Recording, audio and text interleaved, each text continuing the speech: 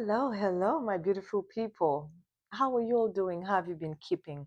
I hope the month of October has been kind to each and every one of you. Sandra here again, and welcome to another episode of My Life in the Bible. So, listen, today I want us to talk about friendships. I want us to talk about the kind of friend that you and I are. What kind of friend are you? Are you the kind of friend that is reliable?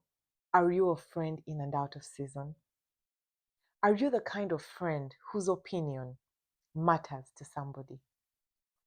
And when I talk about friends, I'm referring to the person that when you think about, you smile. That person that just warms your heart, right? It could be siblings. I've seen siblings that are such good friends. It could be cousins. You could be from two different walks of life, but guess what? You meet and you just click and the friendship is just right. Just right. And you go down life together and you look back and it's been 30 years and you're still good friends. Do we have those people in our lives? Because, I was reading about the story of Jonathan and David. They were from two different walks of life. David was from a very humble background, and Jonathan was a prince. And Jonathan's father, Saul, wanted to kill David. And yet, on countless occasions, Jonathan came to David's rescue and told him, "Listen, David, you need to go hide. My father is trying to kill you. He's going to send people here to do this, to do that. Go hide over here. I'll keep an eye out for you. I'll listen to what he says and I'll tell you what you need to do. Until then, stay put." Do we have friends like that? Do we have friends who let us know when something is going down? Are we the friends that pick the phone and call and say, "Listen, ABCD is going down. I need you to be in this location at this time." Even when you know that maybe it's not something you should do, but when you think about it, you're like, this is something my friend needs to hear about. This is something my friend could benefit from. This is something that could save my friend. Are we that friend? Do we have those people in our lives? And listen, the book of John, chapter 15, verse 12 to 13, it reads, "This is my commandment, that you love one another as I have loved you. Greater love has no one than this, than to lay down one's life for his friend." I mean, Jonathan defied his father. If Because think about it. Saul wanted to kill him, right? And Jonathan knew about it. He was privy to this information that he came and told his friend and said, "Listen, I'm telling you, I got it straight from the horse's mouth. You will die. He will kill you if you stay here. So go away, go to this location."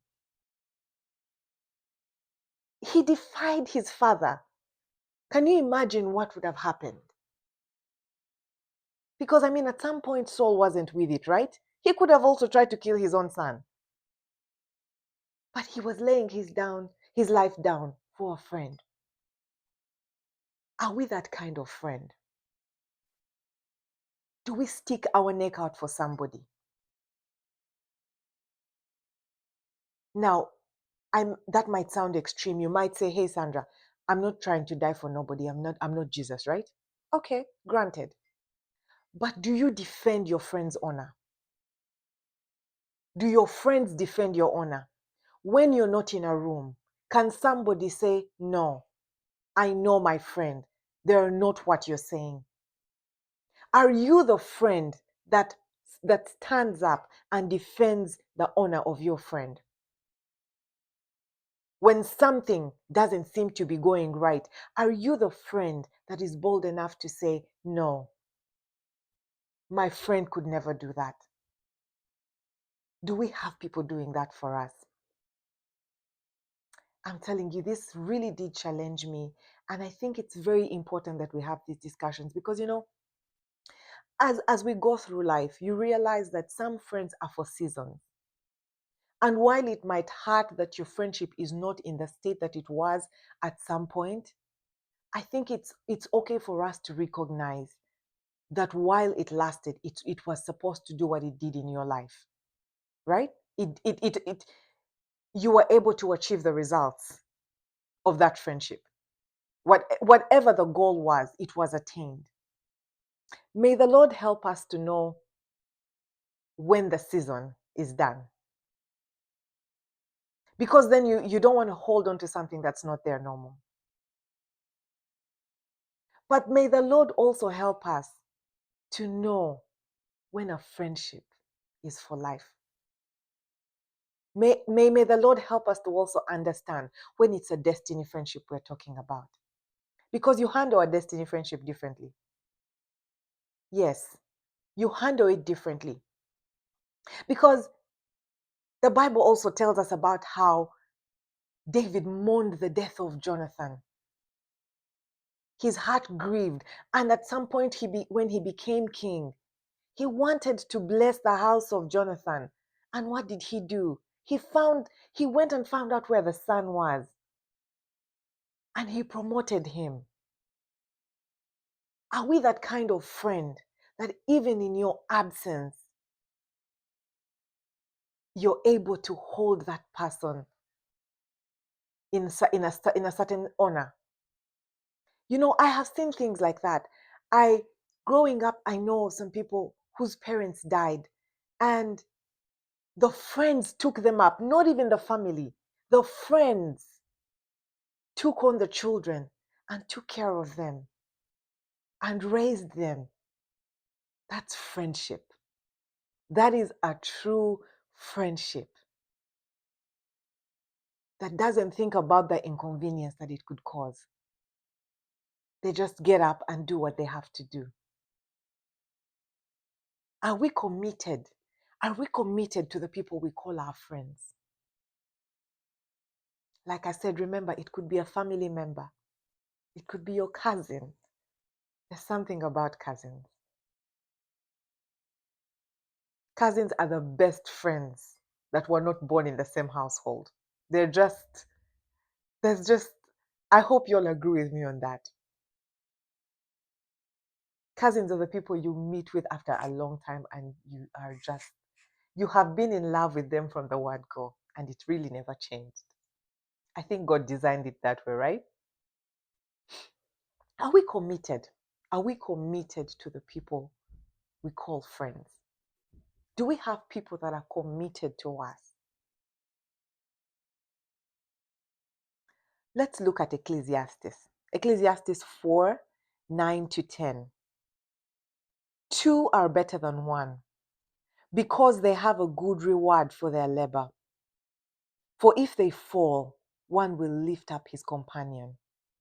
But woe to him who is alone when he falls, for he has no one to help him up. Oh, wow. Oh, wow. Who picks you up when you're falling? Who holds your hand along a rough journey? Whose hand are you holding? Who is that person that you know that at 2 a.m., if you called them, they will show up? Are you that friend? Do you have those people in your life? And you know, the thing about these questions that I'm posing to us, whatever your answer is going to reveal the state of your friendships and what we need to do to have better friendships. And if you do have these people in your life, I want you to kneel down today before you sleep and thank the Lord for them, because they're a true gift from God. Who are the people? Who are the people that are holding you? The Bible is telling us that woe unto him who is alone. Man, woe unto you if you are alone. If in your time of adversity you have nobody to turn to, then we have a problem. Then we have a problem. Are you a friend that walks with others? Do you have anyone that's walking with you? Another thing I've also realized about friendship as I grow is I've learned not to hold on to certain friendships that might seem to have expired, because you might not necessarily have had a disagreement. It could just be that it was a season. I've also learned to appreciate that some people are still my friends, but we are going through different seasons of life. And some of those seasons require certain other people. So just because they are not at the front of your life at that point, just because they're not front and center of whatever is happening in your life at that time, doesn't mean they're not your friend anymore. We all could be going through different seasons of life and require a different kind of attention. Now, those are some of the friendships where when you pick the phone and speak to each other, it's really like it never ended. It's really like nothing ever happened. Do we all have those kinds of friendships where you pick the phone and you literally just pick up from the last conversation, and yet you haven't spoken in I don't know how long? Those are the friendships that don't question your silence, because it could really be that, you know what, you're going through something, or life is busy. I get it. Those are the friends. Those are the friends you don't give up on. Because we are in a time and season where we think we need to call each other every 5 minutes. We need to give each other an update every week. As we grow, life is lifing. You find yourself not being able to speak to people the way you used to in your 20s, right? But when you do, it's catch up. And you both catch up. This is happening. This has happened. These are my achievements. Guess what? We had struggles here, but guess what? We made it through. And they could even have been part of all of it, but not to the extent that it used to be. You don't give up on those friendships. You don't give up on them. Because, like I said, you're going through a season, but so are they. Give grace. Give grace. Right? Moving on. Do we have friends whose opinion matters? Are we the friend whose opinion matters to somebody?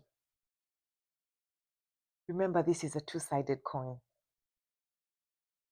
Your opinion has to matter to somebody, and somebody's opinion has to matter to you. So, my question to you today is, who is that person who you think of when you need to make a certain decision? Because I know we all have that friend, right? We all have that friend who just looks like they have an answer to everything, they have every solution. So, who is that person in your life? And who are you that person in someone else's life?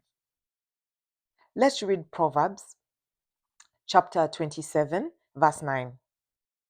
Ointment and perfume delight the heart, and the sweetness of a man's friend gives delight by hearty counsel. So, do we have that friend who tells you as it is and you don't get offended by it? Do we have that friend in our lives that tells us that, you know what, you need to tone it down, calm down, okay? Get it together. And you don't take offense to it. Because we all need that friend. I was having a conversation with someone the other day, and I was talking about being checked. We all need somebody in our lives to check us. Yes, because otherwise you will be a mess.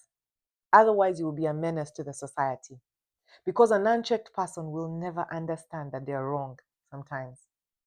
But you need somebody that doesn't You need somebody who can tell you when you have done something wrong.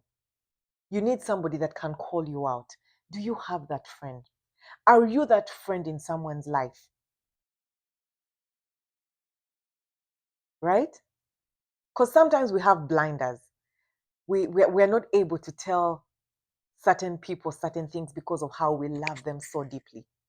But there's that person who loves you enough to say, no, not today. What you did wasn't right. And it doesn't offend you. And you don't hang up on them and cut them off. Do we have that friend? Are we that friend? Because sometimes honesty is a good trait to have in a friendship, right? Yes. Sometimes someone is your friend and you don't want to call them out for something they've done. But sometimes you have to be that friend because you know what? You don't want your friend to look back years later and it's like, man, you should have corrected me on this. Why did you not say anything? And guess what your excuse is? I didn't want to hurt your feelings. You are my friend. But guess what? I got in trouble because of what I did. Somebody should have told me I was going down a wrong path. That friend. Do we have that? Are we that friend?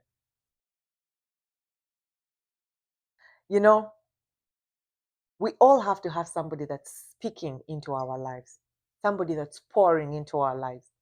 And we all have to speak into someone's life and also pour into their lives, right? We're not meant to be islands. We're not all sufficient. The only one that's all sufficient is God. That's who it is. We need people in our lives. We need friends. We need friends. We need people that we can call friends.